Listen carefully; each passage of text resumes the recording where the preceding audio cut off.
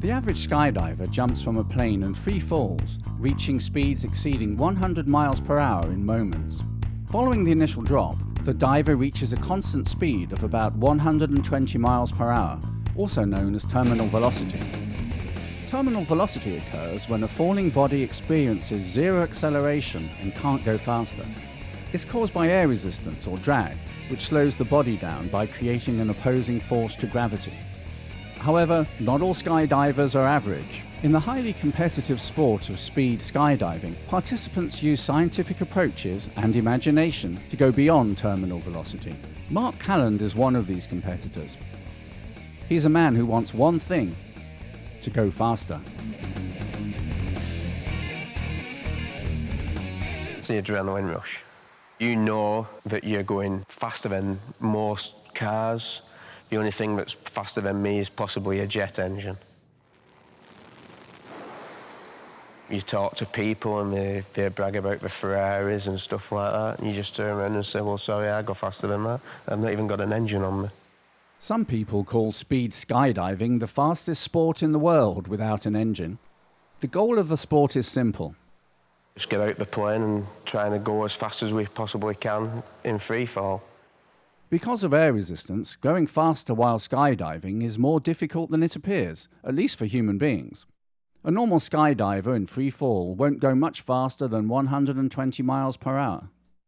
However, there is one creature in nature that has learned how to reach higher speeds: the peregrine falcon. The peregrine is also known as nature's guided missile. When it's in an attack dive, it's the fastest animal in the world. For some time, nobody knew just how fast the peregrine falcon was, until Ken Franklin decided to find out. Ken took his peregrine up to 15,000 feet, released the bird and jumped out himself. When Ken reached terminal velocity, he dropped a weighted lure made of meat. The falcon soon moved its wings back in an attack dive. A tiny computer attached to the falcon recorded its speed during the experiment. Surprisingly, during its fastest dive, the bird reached an amazing 242 miles per hour. Back among humans, Mark Calland is hoping that a method similar to that of the falcon will help him. Mark's come to the World Speed Skydiving Championship at a drop zone in the north of England. He's one of the fastest skydivers in the world and the holder of the British record. His main competition is going to come from Marco Wiedeker. He's the national champion of Liechtenstein and a worthy challenger for Mark. So let's go fast. Techniques used by competitors vary, but the secret seems to be relatively uncomplicated. Just jump out of an aeroplane, dive at inhuman speeds towards the ground, sometimes head first, and remain completely relaxed. Yeah, you've got to be totally just nothing in your mind at all. You just got to really feel. You've got to feel how your body is flying and how it's reacting.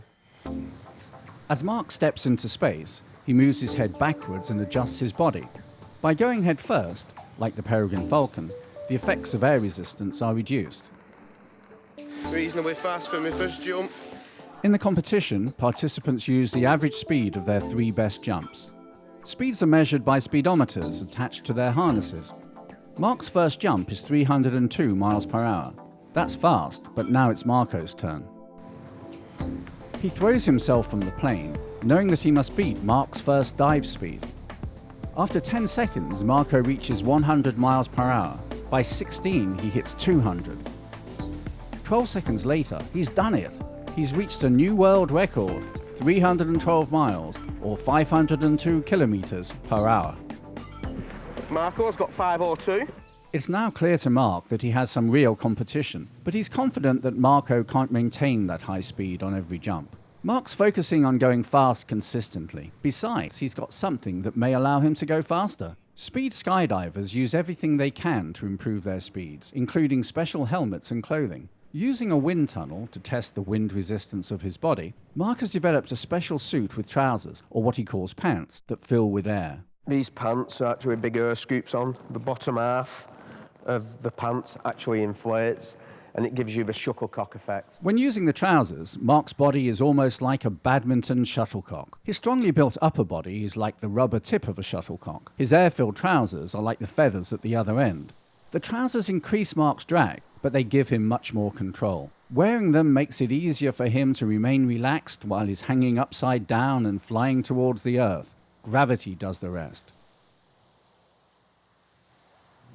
Marco doesn't have inflatable trousers, just a smooth rubber suit which is tight-fitting to keep air resistance at a minimum. Unfortunately, this jump is a disappointment and he's unable to control his fall. As he works to keep himself pointed straight down during the jump, he loses valuable miles per hour. Marco, how was your jump?